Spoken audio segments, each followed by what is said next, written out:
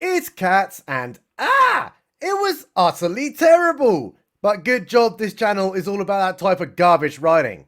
Film begin and we go to downtown London where there's a bunch of cat people watching a car park up. And what's that car person actually doing? Chucking out a cat, obviously, because the film's called Cats and it would be a bit weird if they were dogs. And here's a bunch of mentally challenged felines and they're coming to check it out. Hey look, that dumped cat is actually a female and she's looking a bit shook. So all those other cats decide, instead of just saying like, hello, they would give her a sing-song, which is all about how cool they are because they're all Jellicle cats and they're dancing around and really enjoying themselves.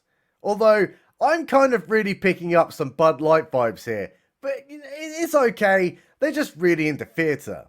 But wait, look out guys, there's another cat coming. It's Idris Catra, who's thinking, oh man, these bitches are singing again. It's like Brokeback Mountain over there.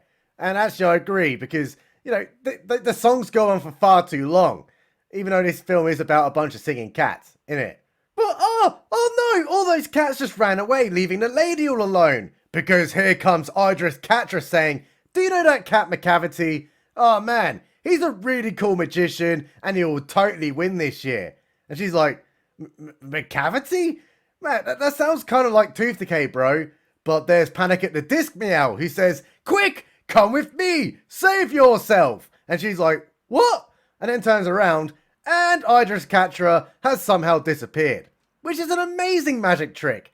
Maybe he's Macavity, maybe he's not, no one cares. So they start getting to know each other, and it turns out that dumped cat is called Victoria. But they're like, surely you have another name, because like all cats have 3 names, you utter dingus. The first is given by the family, like Fluffy and all that. And the second is a bit more peculiar. And the third is what the cat calls themselves, but they will never say it. So basically, she only has 2 names then. Oh, hold on one second, guys. They all start dancing again because, well, why not? And yet, you can already tell that they're going to do the sex later, where she's going to be screeching all night, pissing off the neighbours. And here's Panic at the Disc Meow, who's now singing about how all those angelical cats are coming out tonight to do the dancing. And yep, they're definitely coming out tonight.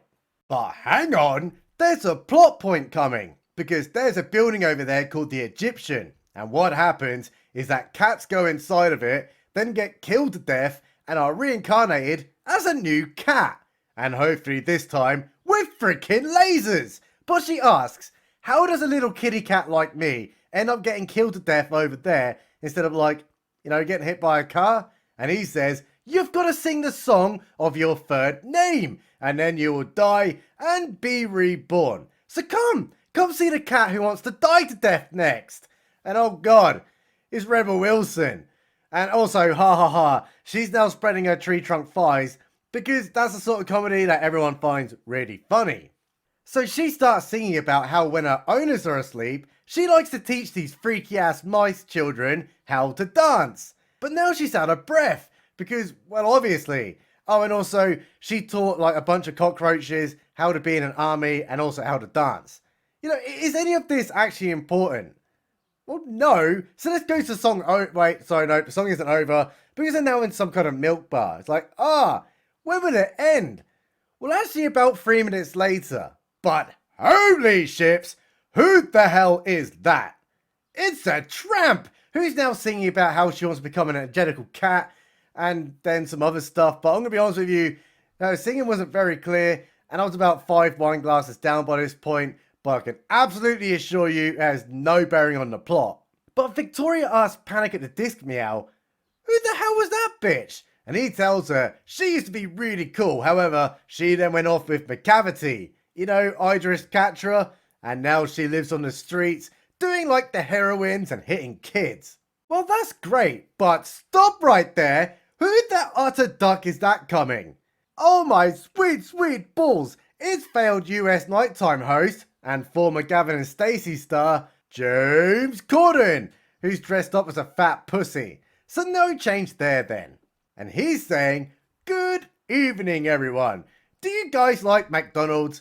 And also, can I have a job since I got fired from my last one? Anyway, He's now singing about how much of a fat fucking clunk he is. But here comes Idris Katra, who's telling Rebel Katzen, you would be really cool if you come with me, and then Thanatos her or something. Don't really get it, but then again, I also don't care. Back to the fucking clunk James Corden, who can't even sing a song without eating or abusing restaurant staff. Anyway, he's just hit his balls on the side of a barrel, and that would have been really funny if he was actually a man. So they carry on singing about how much of a failure he is, and it's like, great stuff. So again, song over, and well, that was absolutely pointless.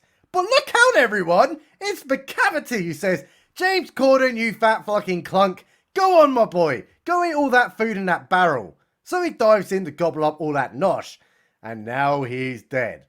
Maybe, don't really know, I'll never care to begin with.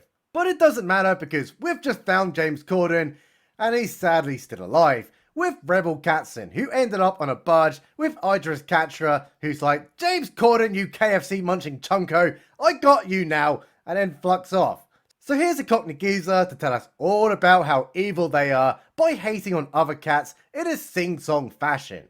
Well, that was utterly spiffing, so here's Victoria, who's off to see Deuteronomy. But she has no idea who that is, so let's ask Catman, who the hell is Deuteronomy? But does he answer a simple question with a straightforward explanation? Of course not, stupid! It's big song and dance time where Catman, who I can't help but think looks a little bit like Robert Caddison, you know, the guy from Meow Light. And he says that Deuteronomy, she was a cat who's been alive for a long time, and even was alive in the olden times because she keeps getting reincarnated. Very conveniently, here comes Deuteronomy right there, who looks suspiciously like the Cowardly Lion from The Wizard of Oz.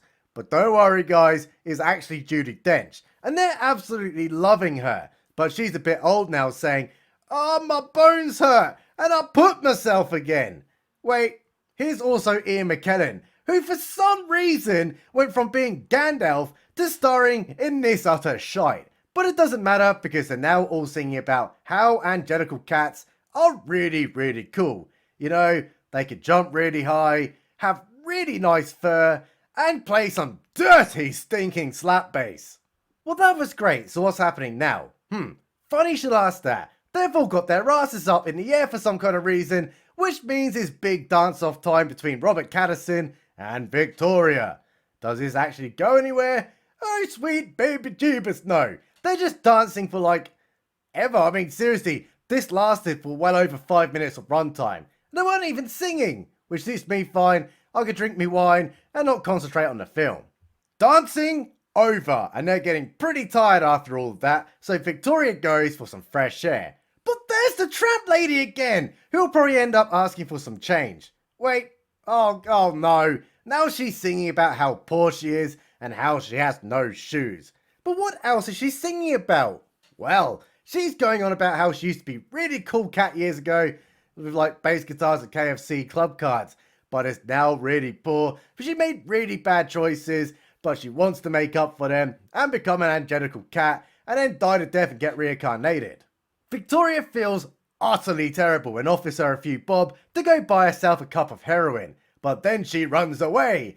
And now Victoria is singing, which stops Tramp Lady in her tracks because her singing song is about how she can help her feel wanted again and get her a new home.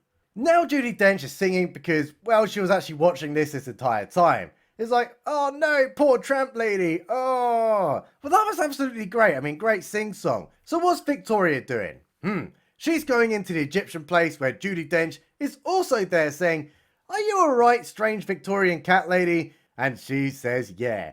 But, you know, I also did get totally dumped by my owners on the street, so kind of feeling a little bit down about that. So Judi asks her, do you want to check out my Pokemon collection?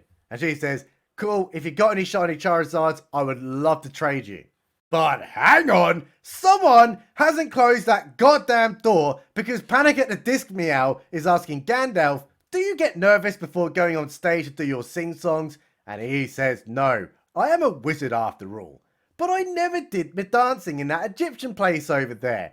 Gandalf is now singing a song about how he used to be really cool. You know, he did the dancing, the singing. He even helped two gay hobbits destroy a ring piece. So he carries on singing about how he was a great theatre cat in the past, doing like the Broadway shows and dancing, I guess.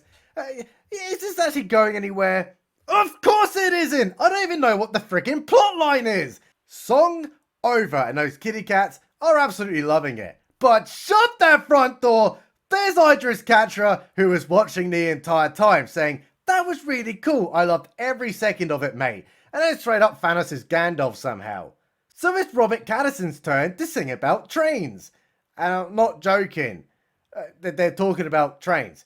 But look over there, guys! It attracted the gimp guy from the Village People. So they carry on singing about all those little locomotives.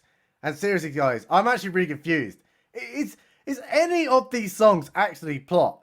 I mean, I haven't even mentioned a train, or even shown one. But for some reason, this song is about trains.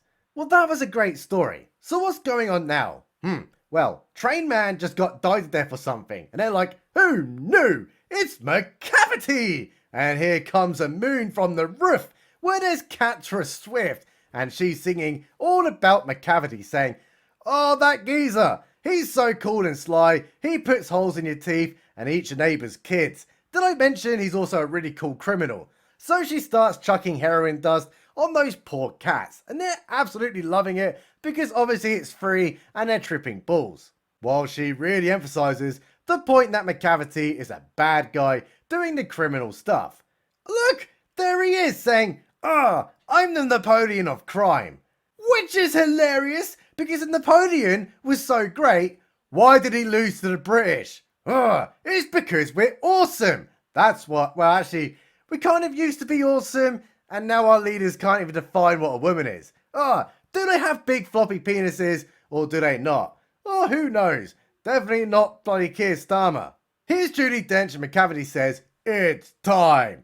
But what does it mean that it's time? Well, remember ages ago when they said they wanted to die to death to be reincarnated? Well, he wants to be reborn. But Judi Dench says, "Hell no, you utter dingus." So he Thanos snaps her to that barge place where there's James Corden. It's like, yay, the guy just won't die. And there's the Cockney guy saying, Judi Dench, I loved you in all your films you play in because, like, you're legit a great actress. But now you have to walk the plank.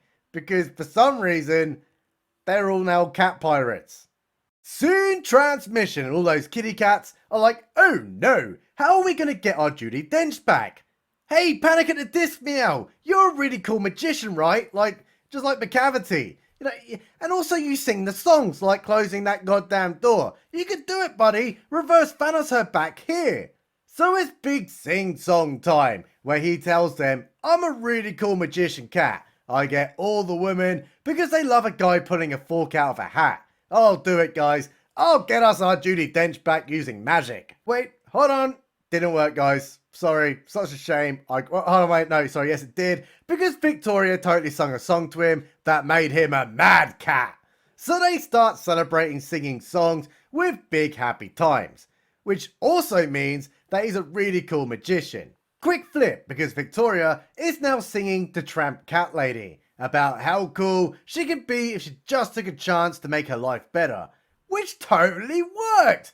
Bet you never saw that one coming. So they go inside where everyone's like, who the utter hell is this bitch? So she starts singing about how she ended up eating out of trash cans and shooting up the heroines, and it's really, really emotional.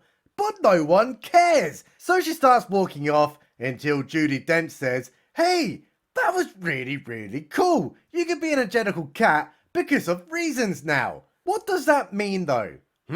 She's now chosen to die to utter death and be reincarnated as a new cat. So into the chandelier she goes, where Idris Katra jumps onto it too, and then it floats up, and then he falls off, and what? Hang on. What the hell was the point in Idris Katra as being a character in this if his storyline had basically zero bearing on the actual plot? I mean, seriously, this film would have been the exact same film and conclusion whether he was there or not. It's like, So they're now doing a big celebration time at the Trafalgar Square, which is great because there's lions there of the British Empire.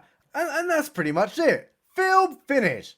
And that was utterly terrible. I mean, I may have had AIDS from like all the other films I've watched, but now I have mega AIDS. Subscribe button. Is always right.